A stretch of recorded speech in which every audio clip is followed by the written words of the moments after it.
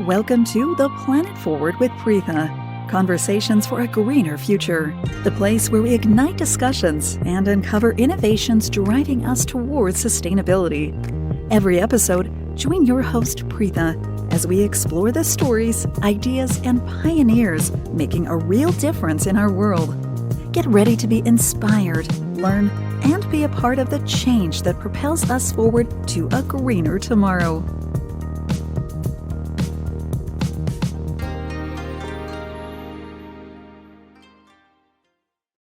Hello, everyone, and welcome to another episode of Planet Forward with Preetha, Conversations for a Greener Future. I'm your host, Preetha Prabhakar, and today we have a truly inspiring guest with us. Joining me is Neeraja Ganesh, a TEDx speaker and a passionate advocate for gender diversity and inclusion. Neeraja has had a remarkable career transition from the corporate world, where she spent 25 successful years in the information technology industry, to dedicating her life to empowering women and fostering inclusive workplaces. She has worked with a plethora of renowned organizations and has been a keynote speaker at prestigious conferences like Lean In, IEEE, PMI, TIE, NASSCOM, and many more. Neeraja is also a mentor on platforms such as Aspire for Her and Her Key, and she conducts various leadership and behavior training programs. Her workshops and talks on networking, personal branding, and work-life integration have resonated with countless women, helping them break barriers and achieve their career goals. Today, we'll delve into Neeraja's journey, her insights on sustainability and success, and her incredible work in promoting gender diversity. So without further ado, let's welcome Neeraja Ganesh to the show.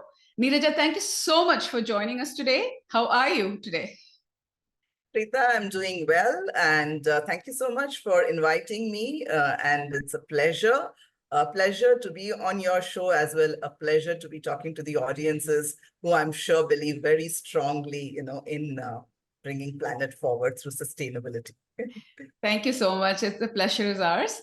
When I was reading through your bio and when I also got an opportunity to talk to you before this session today, one of the things which caught my attention is having worked in the corporate industry for 25 years, especially in technology, and then taking a complete pivot into a career that is not anything related to what you've done for 25 years of your life. And that takes a lot of courage. It's not easy. So how did you go about, can you share your journey from the corporate world to becoming a passionate advocate for gender diversity and inclusion? And what motivated this transition? Sure, thank you. And many people ask me this question, especially when I am on these kinds of platforms. That's the first question. Let me, tell you how that happened. So in 2016, I've had 25 years of a corporate experience, which ended in 2017. But a year prior to that, in 2016, when I was working at Capgemini services company, so it was part of technology, right? They asked me to hire or put out a recommendation to hire women on a career break. And this has been a few years ago. It wasn't really something which was too well known of. Of course, we've come a long way since then. Today, many organizations are open to hiring women on a career break. In fact, they do, very specific hiring drives for such women. But back then, it wasn't really heard of. And when I was asked to put out a recommendation, because I had never taken a career break, I was wondering, what's the big deal? You hire men, you hire women, you hire women on a career break. But of course, when a senior person asks you to put out a recommendation, you don't say that in your paper. Exactly. So I did some research. And I realized, and I spoke to some people, I Googled, and I found out that there are a lot of platforms which had sprung up for such women. Oh, okay. I went through those platforms in terms of what they offer. I spoke to some women who have benefited from these platforms. And then I put out a paper to say, this is how we must go about doing this. And because I had registered on one of these platforms, I got invited to a conference that they were doing for women on a career break. Okay, now, beautiful. I wasn't on a break.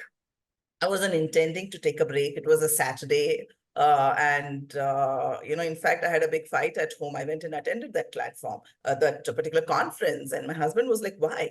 I mean, there's nothing in it for you. Exactly. It's nothing related Yeah. to what you're doing today. Yeah. But I really, I don't know what it was, but I went.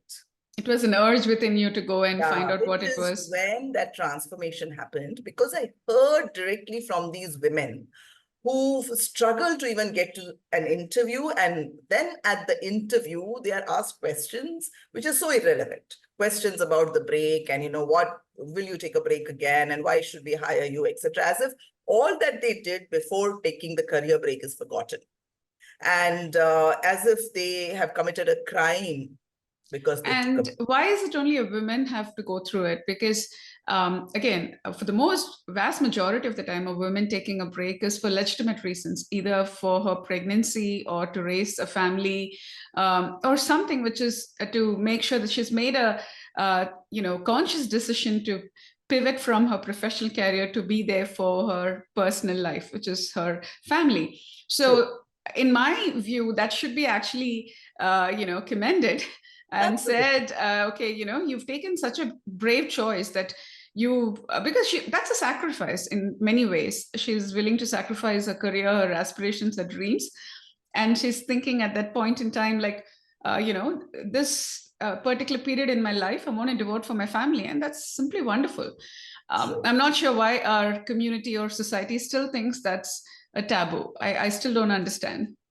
I But think, and that's where I say we have come a long way, and I have to give credit to organizations like Herky, which used to be called Jobs for Her then, and She Rose, and today Aspire for Her. And there are so many, I can name many, because they realize that this is a pain point.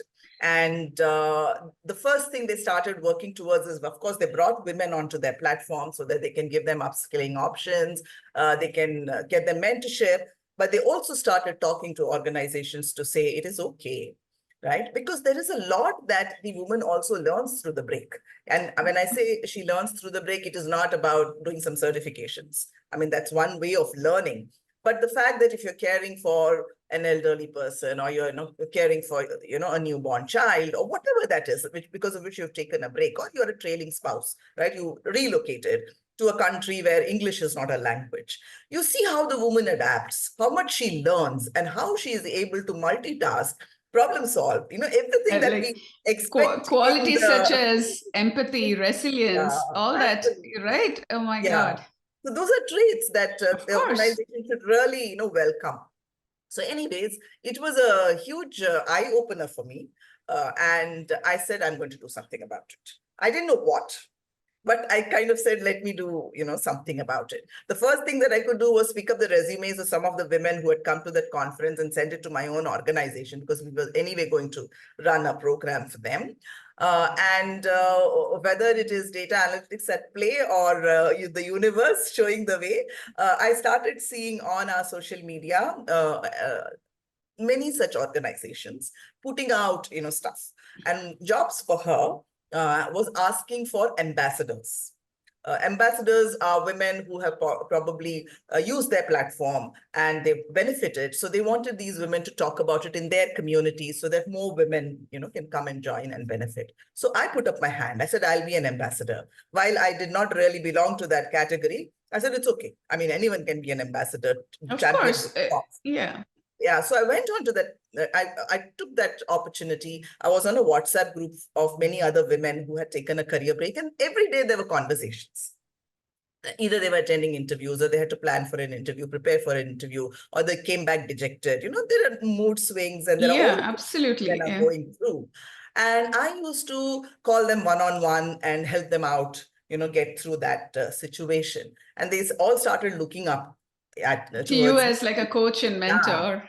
And so when Jobs for Her, and Jobs for Her also built their platform organically. So they first brought the women in, then they started having the companies come in and open up some jobs. They started putting out blogs of women who've been successful in restarting their careers. And then they opened up a mentorship vertical. So they invited me to be the mentor. Beautiful. So that's how I think very gradually, even without me knowing, a transition started. However, when I was in my corporate world, I was championing a lot of diversity, equity, inclusion initiatives. But to start doing it outside of work, this is how the transition happened.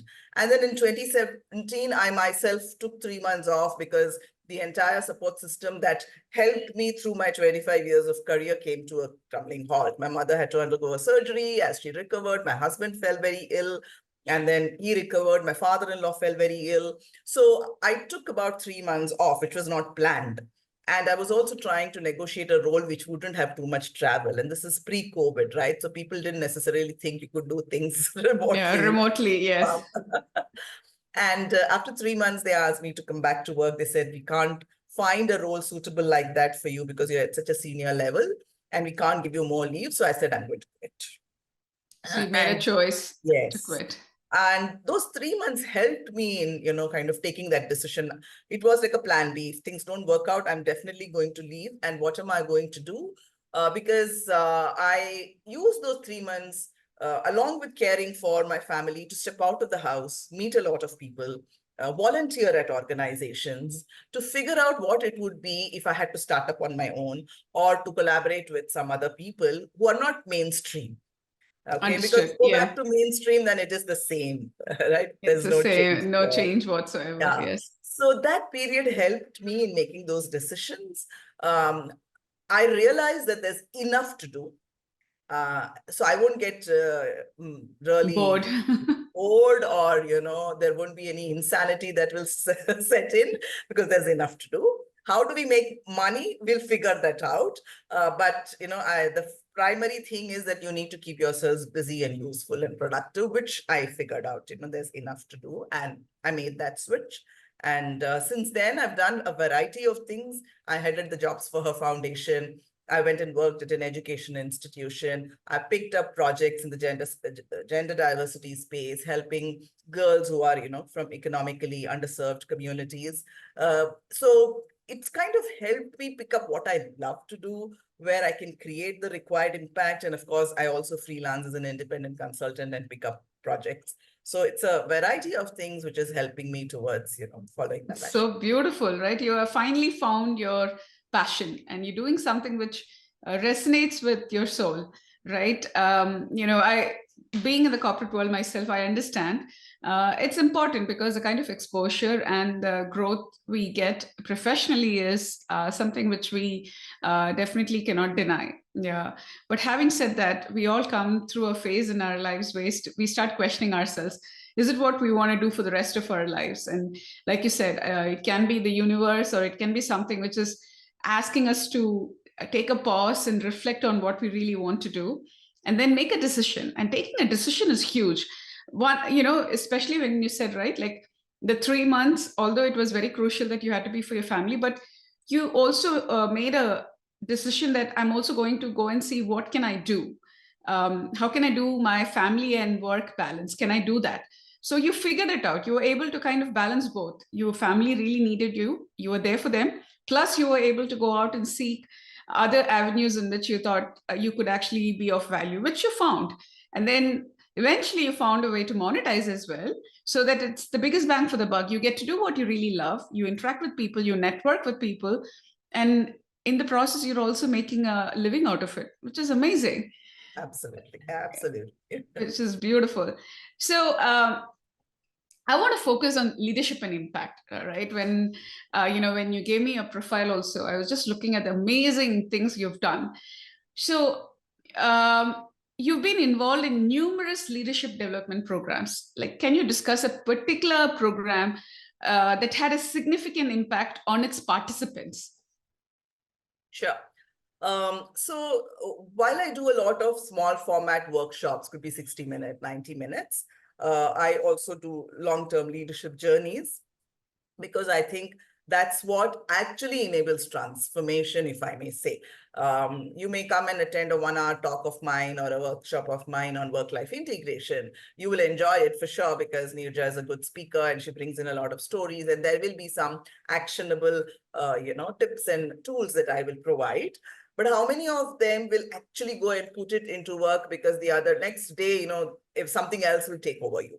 So when you are Absolutely. part of a long-term leadership journey, which runs at least 6 months to a year, then you know that you're coming back again and again and meeting me. That's one thing. You have this entire cohort with you. So there are 20 people, 25 people. They're smallish cohorts. They're not very big cohorts who are there together with you. And at least, 3 people out of 20 have tried one of the things that they learned. And then they're all together through either a Slack channel or Teams or WhatsApp, some kind of a platform, and they discuss. Or I did this, this worked for me, this didn't work for me, or whatever.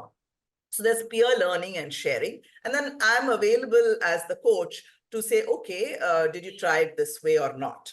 So one of the models of a longer term leadership journey is to kind of have some classroom sessions every month or every alternate month, I think, because you need to give them the time to try out what they have learned and then bring them back together for a group coaching session after 2 of those workshops, maybe, once every quarter, where they talk about their successes, their challenges, and I help them through coaching to say, okay, let's kind of look at some other ways of getting this right for you. So I, after so many years, have almost built what I must say is my signature women's leadership program. I'm looking at calling it Trailblazers. I'm kind of, Beautiful. announcing it here, Preetha. Very nice. That's a beautiful name. Yeah. Trailblazers. It's amazing. And the elements that it has, the first one I start with is the power of purpose. Because most times, many, I'm not necessarily saying only women, most of us, we just get into something. We were asked to study, then we get into a placement, we are in a job, the organization has one, growth journey for us, and we're just going on and on and on. And we see somebody else successful, and we think that is the route for it. So starting with the power of purpose, the second element that I put into that is work-life integration, because it's very important for everyone, definitely for women. The third one I talk about is the mindsets of women. You could say, is there a glass ceiling, or you can name it anything. But as far as I'm concerned, and I'm sure you will agree, it's all in the mind. It's Okay, the everything is in the ceiling is mind. here. The limitations and the boundaries Yes. we tell, the stories we tell ourselves. Yes. A personal nugget here I want to say is, like, just starting this podcast, to be honest, this has been on my mind forever. And I always used to put it in the back burner, saying tomorrow, or I had my own reasonings behind it. It may not work, or I may not find the right.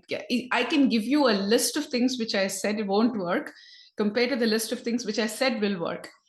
And something in me triggered this year, the beginning of this year, when we all write our, New Year resolutions, we write a long list, and I have a, list I always write. And I wrote it like, I want to start this podcast, which has been on my bucket list for the longest time. I may want to do it. And I just did it. Like, I said, worst case scenario, give it a shot. If it's not working, it's not working. But at least you will have that consolation in your heart that you at least gave it a shot. You tried. Failure is totally a different thing, but at least you tried. And I went for it. I know nothing about the whole thing, and I figured it out. And it's like the universe conspires and brings people to you. I found my team who's doing my editing, who's doing my digital marketing. It all worked out. So to your point, what you're saying, right? Mindset is extremely important. We as women, right? We are conditioned to believe that there are limitations, and especially the family structures and the societal structures we're all raised with. I'm talking in India, because I lived 25 years there before I came here. So if we have to break those paradigms and say, unlearn everything what we've been taught, and say, no, it's something which we're living somebody else's perception of the world. Let's start learning on our own perception from our own experiences that we actually can do. So you brought up a wonderful point. Thank you. I'm just reflecting on my own journey. It is very important. So that's why I'm saying that after so many years, I realized that I don't need to, cook up a curriculum every time. This is all we need to be talking to the women, so mindset is so important. And these are things that all of us know. It's not that Yes. it is new, but when somebody else is saying it and sharing experiences, you give me a brilliant example of the podcast, and it's going to make me think that book which is to be written, why am I postponing it, right? Exactly. And Exactly. that's all it takes to change the mindset. And then the other elements in this program are definitely the power of influencing, negotiation, both at work and home, assertive communication, and the last one being networking and personal branding. So these 7 elements, and of course, then organizations of women are, open to pick and choose. If I do a specific, tailored program for one organization, they may say, no, I think we don't need one of this, or I don't need 2 of this, but can you add 1 to this? That's perfectly fine. But I know that this is what really is needed. And so this is the signature program that I want to launch, because I've tried it out. When I say tried it out, multiple times over the last couple of years. And I just want to quickly maybe read out a couple of testimonials that has come, Absolutely. Yeah, which, definitely. which tells me that, yes, this is what is and nothing more. Like, somebody said, so much of learning and eye-opening sessions helped me understand and manage myself and my ambitions with much clarity. So I'm Beautiful. not talking about, the a communication style. I'm not talking about a leadership style. If you see, I don't bring any of that here. It is all about the subtle things which make it work. And you would have realized that, I would have realized it. And that's why this program is so powerful. Somebody else said, I think she's one of the best trainers that I've come across. Her patience, her real life examples, and the wonderful, numerous relevant stories kept us hooked throughout the program. It was motivating, inspiring, and definitely I have some action plans that I will start working on. So that's, Very beautiful. it is about the stories, it is about the experiences, and then they say, she could do it, I can also do it. Let me get about doing it. Keep it simple, nothing very complicated. Very nice. Oh my God. I'm sure more and more people are going to be inspired after taking this training, and specifically are going to launch the Trailblazers. Let me know when you're launching. I'd love to, make sure that I'm showcasing that on my channel as well, Thank you because so much. I think more women, especially women, young women, coming out of universities, getting into their career path, right at the get-go, at the foundational level, if they're taught what are the right ways to, go about navigating your career path, your challenges you're going to face, because vast majority of the time, what is taught in school curriculum and the amount of books you're recommended to read, nothing can prepare for you what is coming ahead in your career. Unless you interact with individuals who've gone through real life experiences, and like you said, you're giving real life examples and telling them, oh, I've been there, done that, so don't worry, this is how you could navigate. So that resonates with others, and say, oh, okay, so there's another individual who's gone through the same journey, but she's willing to share that experience so that I don't have to encounter the same issues or obstacles what she had to go through. That resonates a lot with everybody. So I guess this is definitely going to be very, very instrumental in training young girls or boys, for that matter, who is just starting on their corporate journey or wherever, whatever they're doing. Even in a business and an entrepreneurial journey as well, mindset is extremely important, right? So that's going to really help them. So now I just want to take on the same lens. You're reading a lot of testimonials, so I want you to tell me about like a success story from your mentoring experience that stands out to you, like how it started and how your involvement and what was the outcome. So I really want, I'm sure that, the listeners will be so inspired to listen to that. Sure. There are many, but let me talk about one of the recent ones. So she reached out to me on LinkedIn. There are many ways if somebody is trying to figure out how to reach out to me. Of course, LinkedIn is definitely a way to reach out. I have a services page and people can reach out through that. But I'm also a mentor on Her Key, on Aspire for Her, etc. So you can reach out through those platforms also. So she reached out to me through LinkedIn. And it was a very, the regular kind of a request. I would like to be, mentored by you. And one of the things I tell people is, put it out very, very openly and transparently, because I would like to be mentored by you is a very generic statement. Okay, what is it that you're looking out for? So I wrote back to her to say that, can you give me a little bit more of brief in terms of what is it? Which is when she said that she's had a career with a lot of breaks. And her husband passed away 2 months ago. Oh, wow. And she's done variety of things. She's taught, she's been in technology, she's written content. She actually started as a dentist. And then she's done many, many things, but everything came with a break in between. And now that her husband's passed away, she wants to restart and she doesn't know what to do, where to do. Somebody referred her to me, and that's how she's gotten in touch with me. So I said, sure, let's talk. And in that conversation, I realized that those breaks were because her daughter is a tennis player. And so she had to, the girl used to travel a lot for tournaments. And as a young girl, she did not want to let her go alone. So she would then quit her job and then go or pick up freelance opportunities so that she can be with that girl. And she said, I've toured the world with her. Now the daughter is in the third year uni at US, and apparently she's got complete scholarship. So that way she's taken care of. And this just came all of a sudden. And she said, we don't have too much of investments because all the money went in, her tennis kind of schooling. There's a little bit of investments. And the bigger thing is she feels that there is no story that she can narrate about her career. What can she do, or what is she good at? And she's at the pits when it comes to confidence. So all I told her was, see, don't think that Neeraja is a very confident woman because she's done 25 years of technology. I look at you and I think, goodness gracious, you've traveled the world with this young girl and you have brought her up to be a tennis player who's kind of recognized, accolades, and has been able to get a scholarship. And you're running the show now, even after your husband's passed away. I don't even know whether I can do such things.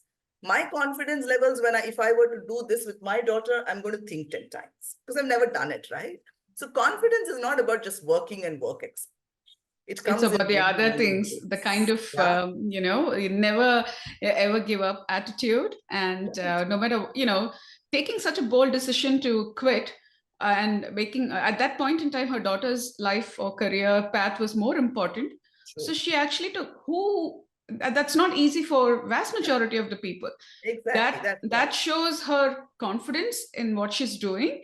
And like you said, the purpose, right? In your trailblazer, the first thing you're saying is like, you need to know what the purpose is. She knew exactly where her North Star is, her purpose. True. And she just went after it. Very seldom people will get that kind of clarity. True. And she evolved herself from being a dentist to picking up a technology job. So depending on where she is, she kind of flexed herself, adapted herself really well. Learned, and she did content because that's something which is you can get more content jobs, freelancing, and sitting anywhere in the world, you can probably do a lot of content writing. So I said, this is the second, biggest trait that we need. People need, employees or consultants who are flexible, who have agility to learn, and, with things that are happening around. I said, go for it. I think you are the right person. She said, thank you. 2 weeks later, she wrote me an email. I got a job. Beautiful. Oh my God. And she said, all because of the conversation that I had with you, which upped my confidence. It's phenomenal. So, it gives me goosebumps, but I'm so glad that this is how we are able to transform them. My God, that's amazing. Just imagine, just one conversation is all it took to completely change her mindset from being so concerned that she will not be able to get a job. And in just a matter of 2 weeks, she was able to secure a job. It's like, oh my God, that's phenomenal. Yes. That shows like, all a human needs is someone to believe in them that they can do it. And that's all it takes. That's why it's all about mindset. Skills can be learned. I don't know what job she's gotten into, something similar to what she did, but even if it was a different role, skills today, there's enough and more material out there to learn. This is what one needs to really, take skills. The way I look at it is like, none of us came into this universe knowing everything. Whatever we are today and whatever we've learned is everything from here. We put a heart and soul to it. We learned. And, I did my engineering. and I can very confidently say what was taught to me at the engineering school versus what I do on a day-to-day basis has no, relevance. I've learned most of the things on the job. And because I went with an attitude, can do, and I'm going to learn. I'm sure everything can be learned. It's all the mindset. It's amazing. Oh my God, that story is so powerful, Neeraja. Very, very powerful. Absolutely. Thank you. So I want to speak about your workshops and keynotes, right? Looking through your bio, I know that you're doing lots and lots of workshops on topics like networking, personal branding, and work-life integration. But of all the topics that you have discussed with variety of people, which workshop topic do you find resonates most with participants, and why is it? Okay. So that's a no-brainer. You ask anybody, they call me the networking queen. Beautiful. So it is the, the workshop on networking, which we could call it networking for results, or, grow your network. I mean, you can call it whatever, but it is eventually about how to network. Okay. So I was just, looking at the statistics for this year. So we've just started August, and I have completed 8 workshops on networking in these last 7 months. And one is coming up tomorrow. Oh, I've already beautiful. given a few proposals for the next 3 months. So average one a month for sure. Okay. Amongst the many other things, networking comes up again and again and again. So the way it started was people, when I had not even thought of workshops or anything like that, they just felt I'm a very good networker. See, when I quit from my corporate, the 3 months I spent time in networking. Who are these people that I met? These are people who I'd connected with on LinkedIn, exactly like you and I connected on LinkedIn. Or have met at conferences, events, etc. So I just wrote to them and say, I would like to have a chat with you. Today, Zoom is possible. Those days, we didn't do Zoom. So we met at Starbucks for coffee or something. And people say, how do you do this? Teach us. So what started as simple conversations has now evolved into a longer term workshop. So minimum, I think 2 hours is needed to really break down. First, to understand the why. Some people don't understand the why. They say, okay, you say networking and networking is what helps, but the why is more important. And then you get onto the how. But there was this organization that asked me to do a 3-month program on networking. Wow. And I was like, what will I do for 3 months? So I had to actually design, but they were right. When I said that I do longer term leadership journeys because that is when it sticks, that is when the transformation happens. This company told me exactly that. People will come listen to you, but they will not go and network. So I want you to do a 3-month program where they will keep coming back and ensure that they network at the end of it. And this was for women. Okay. So I did a 3-month program. And it was a mix of, they were just getting back into the hybrid mode from a completely virtual mode. So I did a mix of online plus in-person sessions, coaching. And then in the last piece was I told them to go and, organize an event in the organization, because I said that's the best way to network. So you will actually do it and learn, because you have to talk to everybody from facilities to, getting budgets approved from senior leadership to, food to everything else. So networking it is, because people get it so wrong, Preetha. They say, oh, it's such a bad thing. I have to go and ask someone for something. And I say, networking is not asking. Networking is giving. So you just flip it and you see how easy it is. So I don't think just because we when you're having conversation with someone, like you and I had a conversation a couple of days ago, I don't think there was any asking there or anything it was just a very heartfelt, genuine conversation about what your journey was, and how do we make sure that more and more people around the world understand about it so that they can benefit out of it.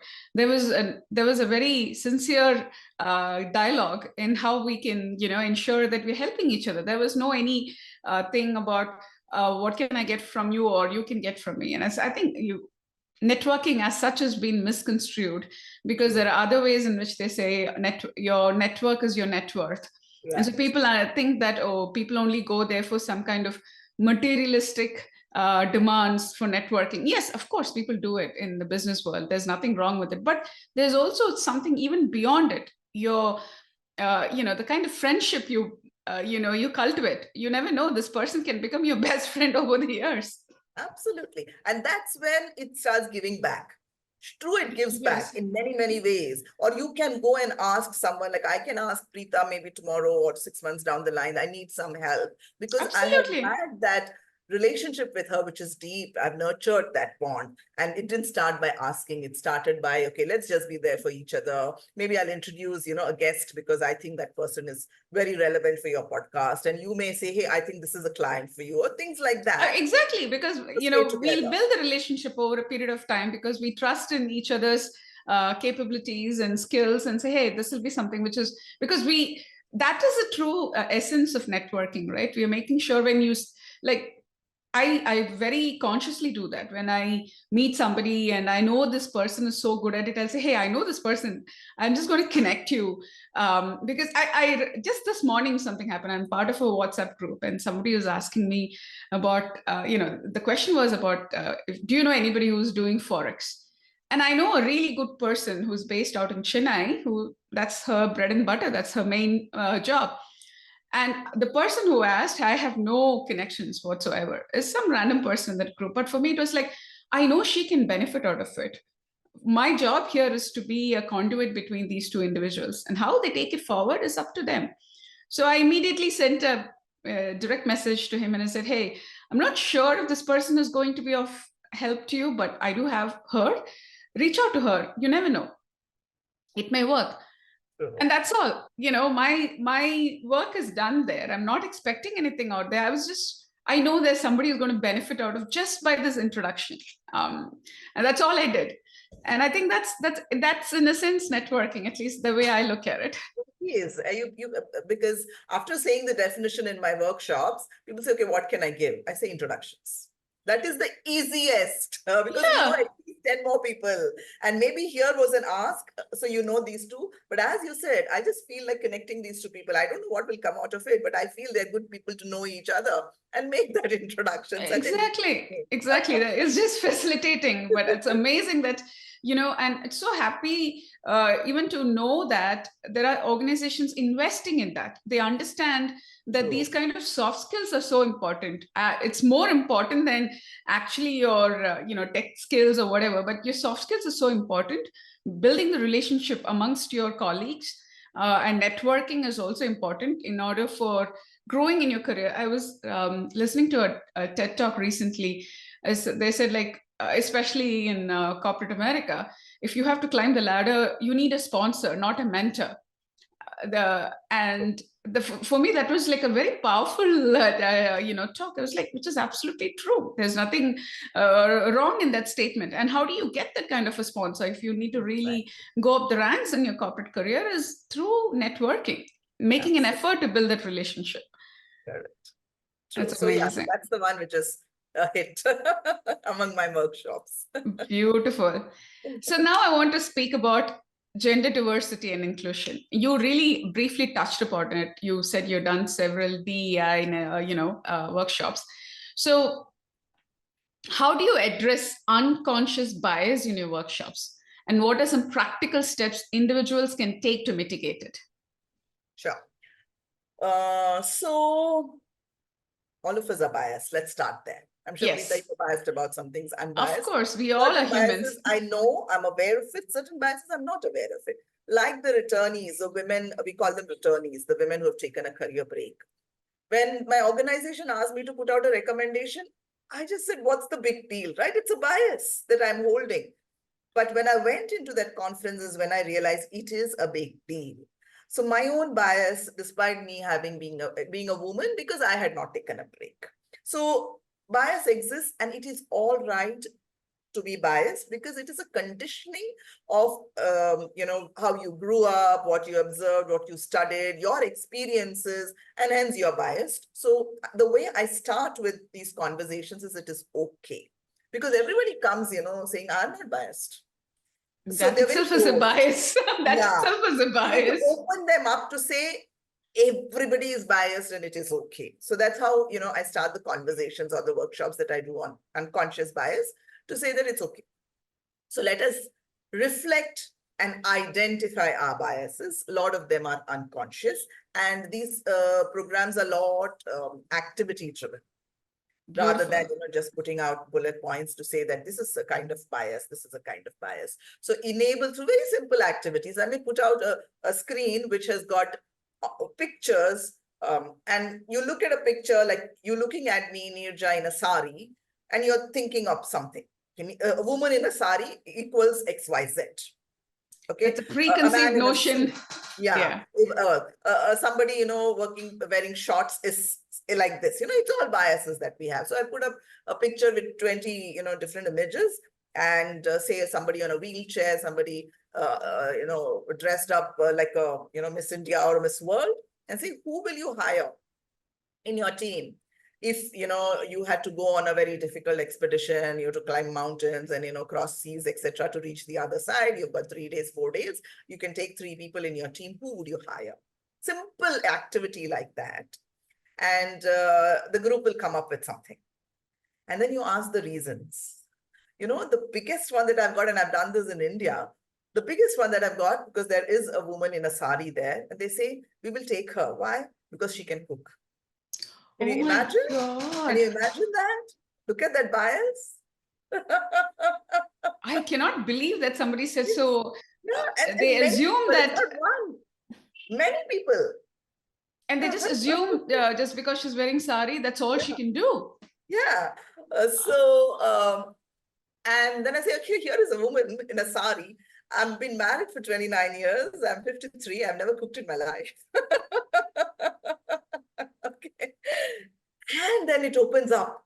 They feel so embarrassed and shy and all of that. They say, oh my goodness, why did I even think like that? Is it because I've seen my mother in a sari and she cooks? Is it because I see my cook coming in a sari and, what is it? And that enables conversations. Oh my You God, that's have to hit at it, yourself to get going with, the rest of the conversation. it's just So like they that's have how to I do work it. on their own shadows, right? The kind of things which Absolutely, is hidden. absolutely. Because today I was just scrolling through my Instagram this evening, and I saw that one lady in India. She was just telling, I don't know why people are like this. And she's a very successful entrepreneur. Okay. I follow her page because she does beautiful products. And she apparently wore a sari, and she had wanted to go to a temple first. Uh, and she went to a temple, and on her way back home, she decided to take a stop at a mall because her small child wanted to go play out there. So she was all dressed up in a sari, and she had flowers on her head, and she had those tikas from the temple.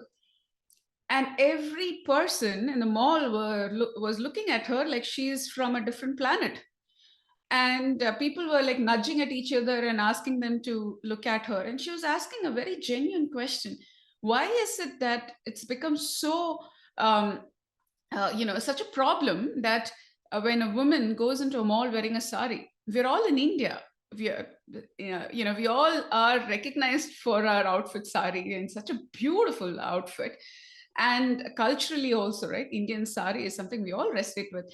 But why is it that you only have to wear a Western outfit when you go to a mall? Why can't you wear a sari? And it should ask this question, and I started to think myself, I personally, if I was given a chance to go out to any parties or anything, the first thing I do is I'll wear sari. And being in United States, I remember I've gone to grocery stores with wearing sari, and sometimes on my way to a party, I had to fill gas in a at a gas station, and I'm wearing like a heavy kanchivaram sari and putting gas into my car, and I feel very confident, and I'm so proud that I'm very proud of my culture. So I don't understand why people have this perception that wearing sari, all that women can do is like cook food. Oh my God, I'll never forget this, what you said right now. Absolutely. And it was an eye opener for me also to say, goodness gracious, this is what people think of me when I walk on stage. And then they have to really digest the fact that this woman can talk and talk sense. Yeah.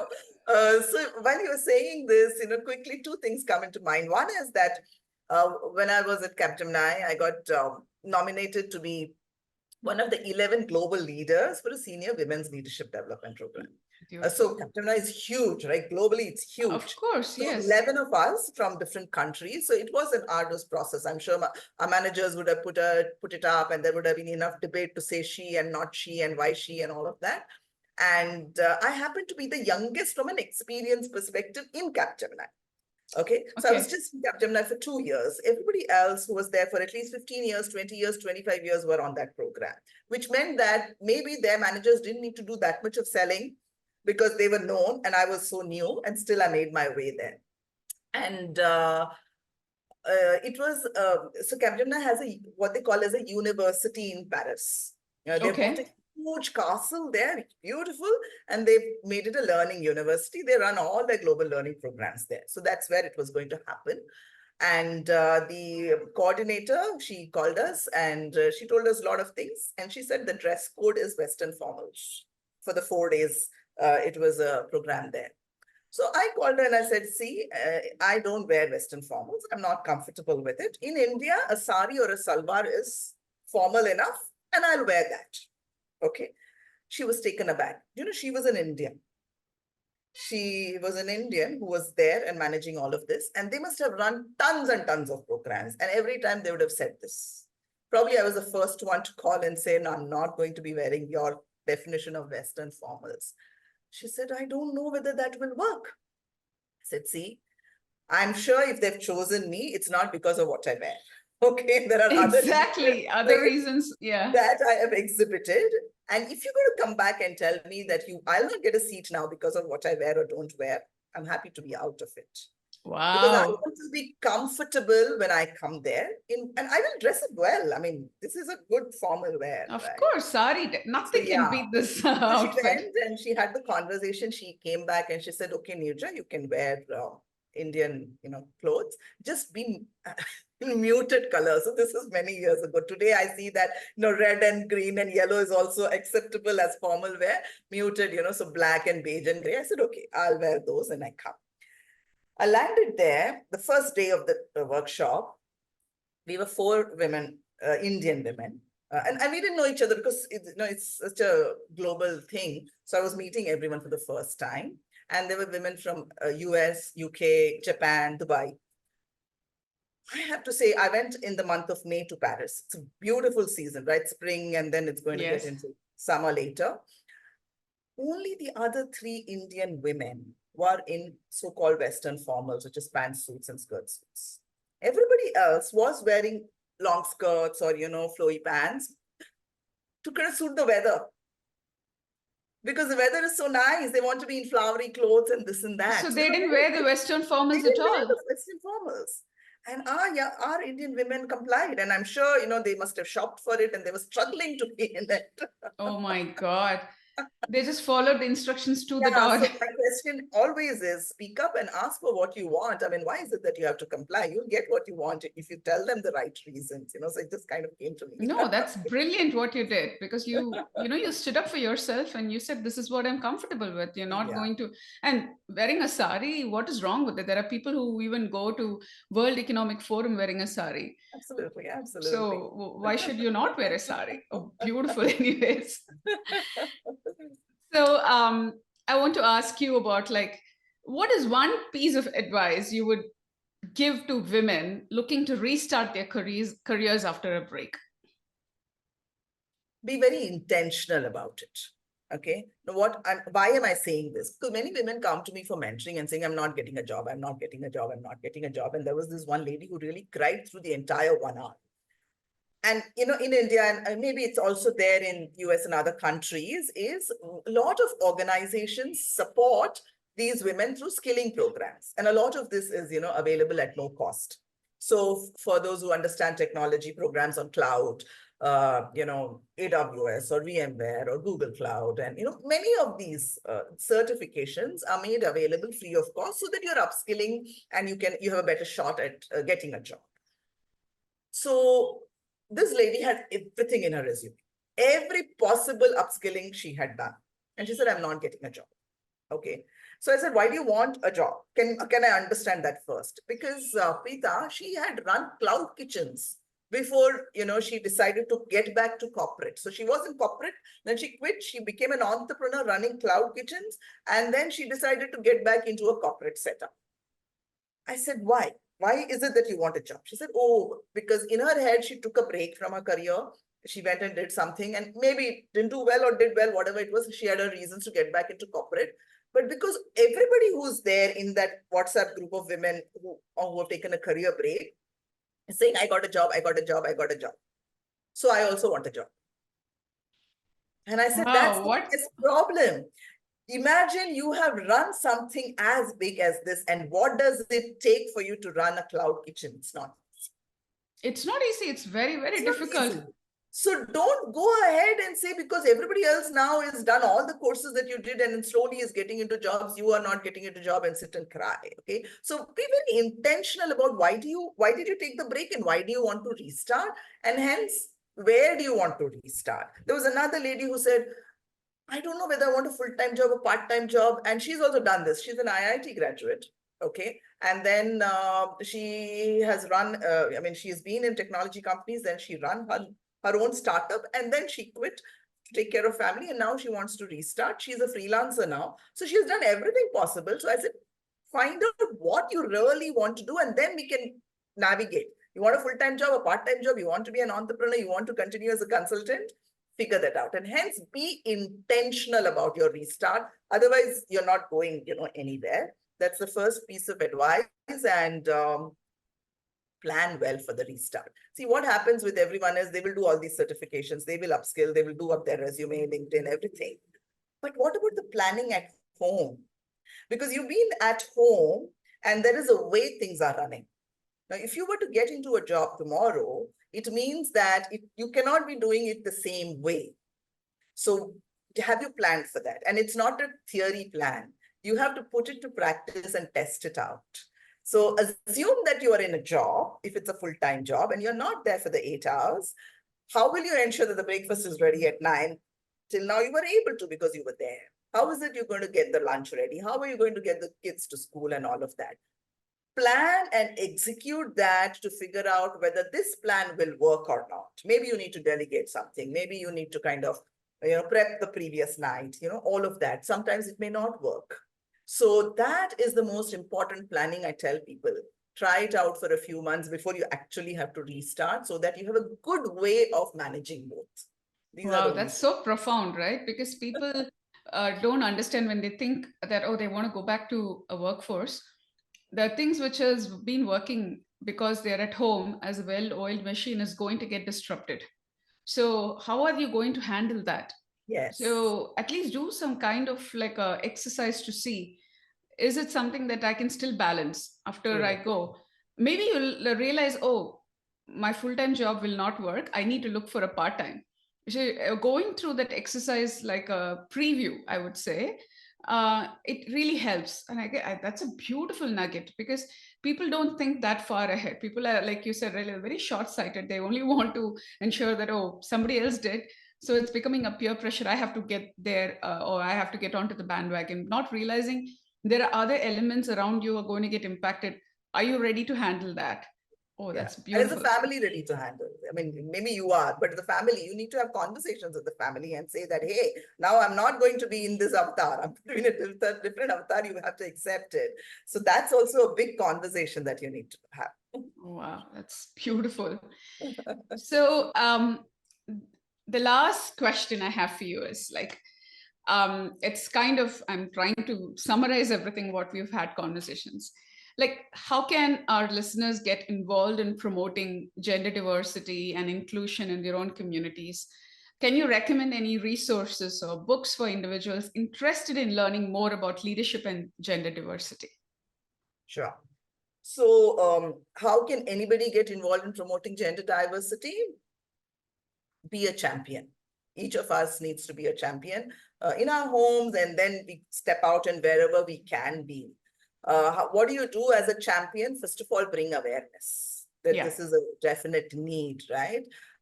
Call out the biases, call out the exclusions that are happening, make it a more inclusive environment, amplify the message wherever, whenever you can. Right? So I'm sitting in a conference, can I speak about it? I'm sitting at a wedding, can I speak about it? Because it can only be done through a ripple effect. A Preetha and a Neeraja cannot do it alone. It has to be a ripple effect. So be the champion. That's the, biggest thing that you can do. Some of the books that I enjoy and I keep recommending. One is Lean In by Sheryl Sandberg. Oh, I love that book. For That's like sure. a Bible for me. Yeah. Second, if you've heard about Apurva Purohit, she has written 2 books. The second one is an all-time favorite. Lady, You're the Boss. The Oh, first wow. one is Lady, You're Not a Man. The second one is Lady, You're the Boss. Lady, You're the Boss is definitely, one that you must possess and read. Thank you for the Of course, recommendation. on leadership, Simon Sinek always start with why is very, very important, because I really believe in purpose. You really need to understand the why that you are doing things. And there's another one, which is Playing Big by Tara Moha. She talks about the mindsets that women have. It's a good one. And I would definitely want to talk about one podcast. It's, back here in India, Naveen Samala is the host. He runs a podcast called as The Guiding Voice. Okay. Brilliant one. So I think that those are some of the recommendations I have. Amazing. Thank you so much, Neeraja. It's been amazing just to listen to your journey. And oh, wow. I learned a lot today. I'm sure everybody who's going to listen to this podcast is also going to learn. So thank you so much, Neeraja, for sharing your incredible journey and insights with us today. Your passion for gender diversity and inclusion, as well as your dedication to mentoring and empowering women, is truly, truly inspiring. I'm sure our listeners have gained a lot from your experiences and advice. So as final thoughts, would you like to say something to our listeners? This is the only thing that I say whenever I give these kinds of talks. One is that you've spent an hour listening to us. Please take some action. Otherwise, it was just another hour that went by, right? So we've said 100 things. You don't have to do all 100. At least one thing. Definitely take action. And you can't, reach you can't climb the mountain overnight. So even if it is a small thing, like you're moving 1 millimeter ahead every day, it's okay. In 6 months, you would have really, kind of gone a long distance. So those are the 2 things. Atomic habits. Yes, atomic habits. Yes. So to our listeners, thank you for tuning in to this episode of Planet Forward with Preetha, Conversations for a Greener Future. If you enjoyed today's discussion, please consider subscribing, rating, and leaving a review on your favorite podcast platform. Your feedback helps us bring more inspiring stories to the forefront. Remember, you can connect with us on social media and join the conversation using #PlanetForwardWithPreetha. Stay tuned for more enlightening episodes where we continue to explore the intersection of sustainability and success. Until next time, keep moving the planet forward. Thank you and goodbye. Thank you, Preetha. Enjoy. Thank you so much.